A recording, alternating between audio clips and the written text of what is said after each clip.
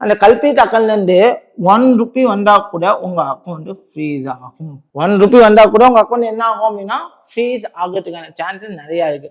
நிறைய பேர் account freeze ஆகுது எதனால ஃப்ரீஸ் ஆகுது, என்ன ரீசன்னால ஃப்ரீஸ் ஆகுதுன்னு தெரியாம நிறைய திங்கிங் பண்ணுவீங்க. ஸோ இந்த மாதிரி ஸ்கேம் ஃபண்ட் உங்க அக்கௌண்ட்ல விழுறதுனால மட்டும்தான் உங்களுக்கு ஃப்ரீஸ் ஆகுது.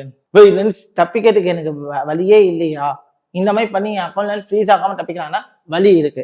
நீங்க என்ன பண்ணணும் அப்படின்னா யூஎஸ்டிடி செல்லிங் பண்றீங்க அப்படின்னா நீங்க என்ன பண்ணணும் அப்படின்னா கொஞ்சம் காஸ்ட்லியா, பட் நீங்க இதான் பண்ணி ஆகணும். ஃபர்ஸ்ட் லீகலாவும் போயிடும் அண்ட் தென் சேஃபான டிரான்சாக்ஷன் நடக்கும். எப்படி பண்ணணும் அப்படின்னு பாத்தீங்கன்னா சிம்பிள். பினான்ஸ்ல பை அண்ட் செல் P2P பண்றதோ இல்ல மற்ற எக்ஸ்சேஞ்சஸ்ல P2P பண்றதோ ஃபர்ஸ்ட் ஸ்டாப் பண்ணுங்க. நீங்க என்ன பண்றீங்க அப்படின்னா உங்களோட யூஎஸ்டிடிய இந்தியன் ரெகுலேட்டட் எக்ஸ்சேஞ்சஸ், அதாவது FIU regulated exchanges. So FIU regulated exchanges யார் யாரு? காயின்டிசிஎக்ஸ், வேற யாருக்கா?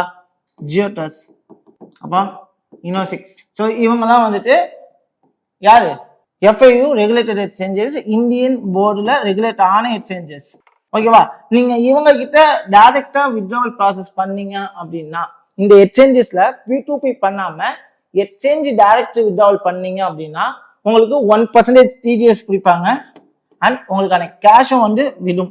ஆனா பிரைஸ் கொஞ்சம் கம்மியா தான் இருக்கும், சீரியஸா கம்மியா தான் இருக்கும். பட் சேஃபான டிரான்சாக்ஷன் பண்ணணும் அப்படின்னா இந்த மாதிரி நீங்க பண்ணுங்க.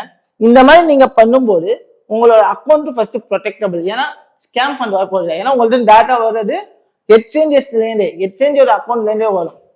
அப்படி இல்லை